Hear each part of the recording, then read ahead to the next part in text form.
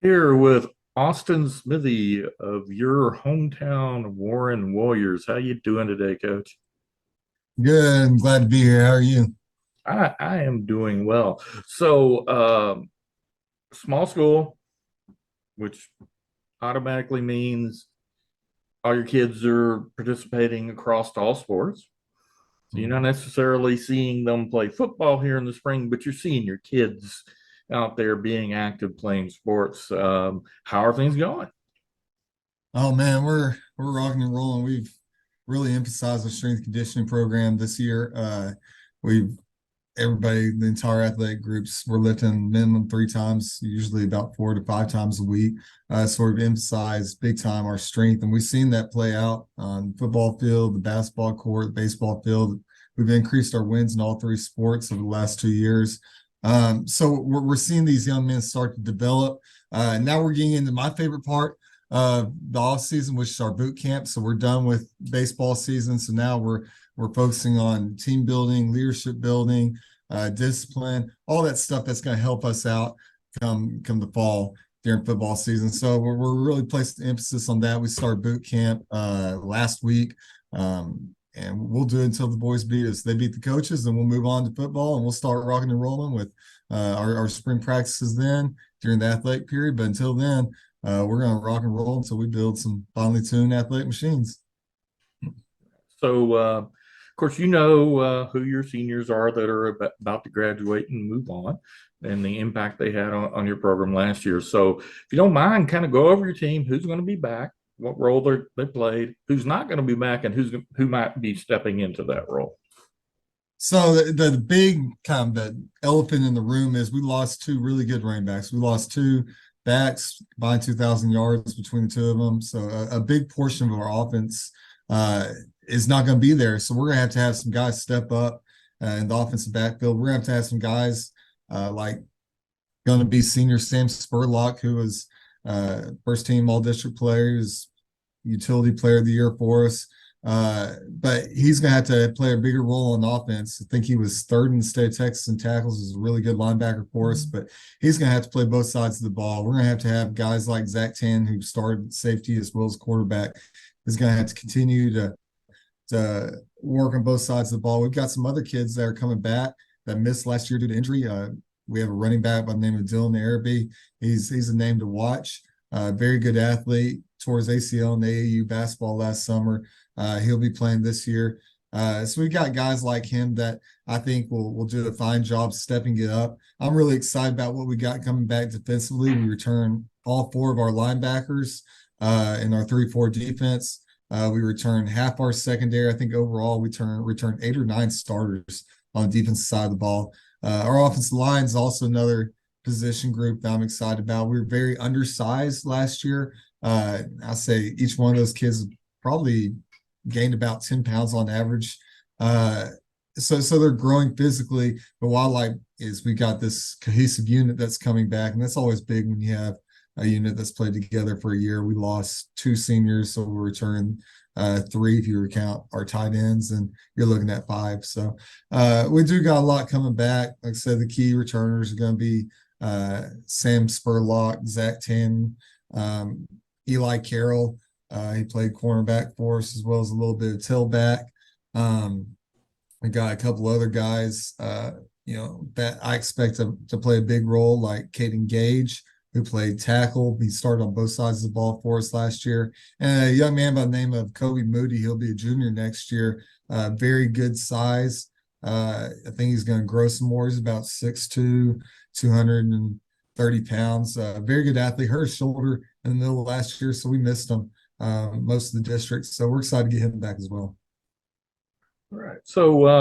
Warren, again, small town America there more.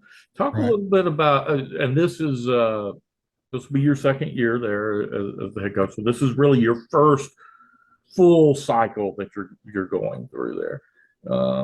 Talk a little bit about the community involvement and what it's like to be in a small town. Oh, there's nothing like small town football. It's fun watching our kids. You mentioned it earlier. They've got to compete in every sport because if we're going to be successful at the 3A level, our top athletes have to be competing in football, basketball, baseball. So that's been moving from the 5A level down to the 3A level. It's been transition for me is understanding that, hey, if we're going to be successful, these kids, they have to all develop physically. They have to all participate. They have to hold each other accountable. But small towns are pretty cool in the fact that everybody's there on Friday nights. We played Garrison last year, homecoming. Our bleachers were packed there, rocking. The barbecue pits were smoking up the field. I mean, it's such a cool atmosphere. You can't replicate it when the entire community's out there. They're pulling for a group of young men. These young men are playing both sides of the football, Iron Man football. Sometimes you come into games with 20 kids, so you don't have a plan C. You got your plan A and B, and if it comes down plan C, you're moving, grabbing, rolling, and coaching on the fly. So that's been something that I've really enjoyed. It's been exciting to me.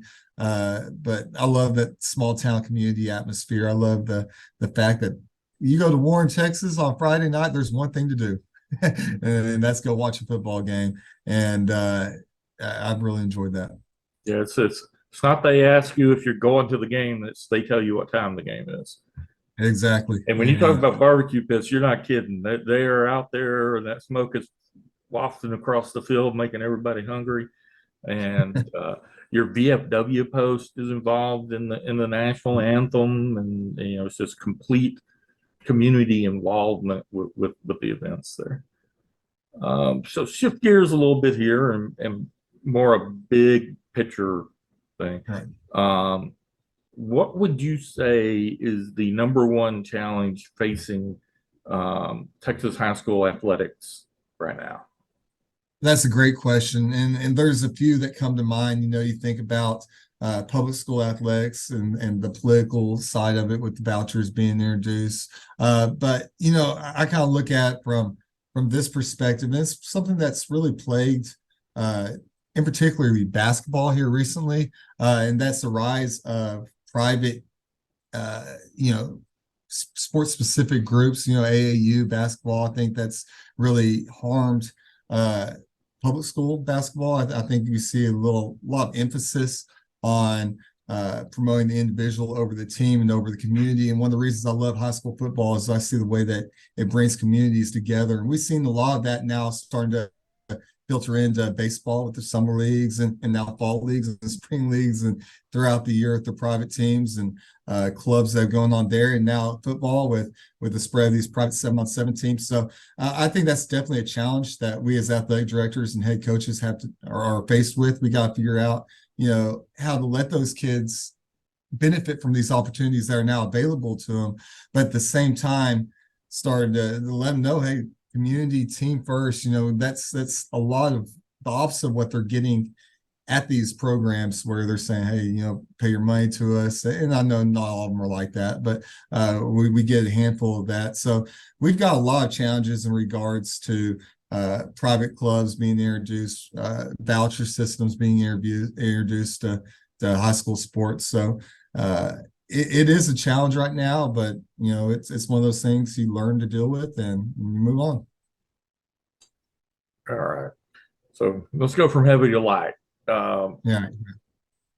What would you say your number one guilty pleasure is?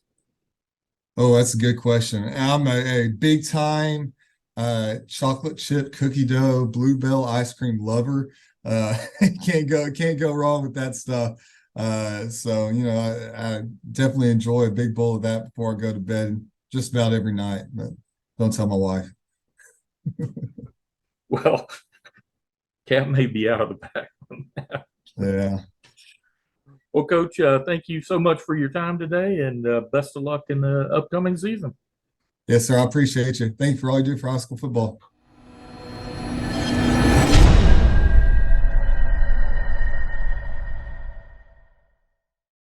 LoneStarGridiron.com. Access the complete history of Texas high school football, over 100 years of information, win-loss records, coaching histories, individual stats, records, and more. Lone Star Gridiron, the authority on Texas high school football.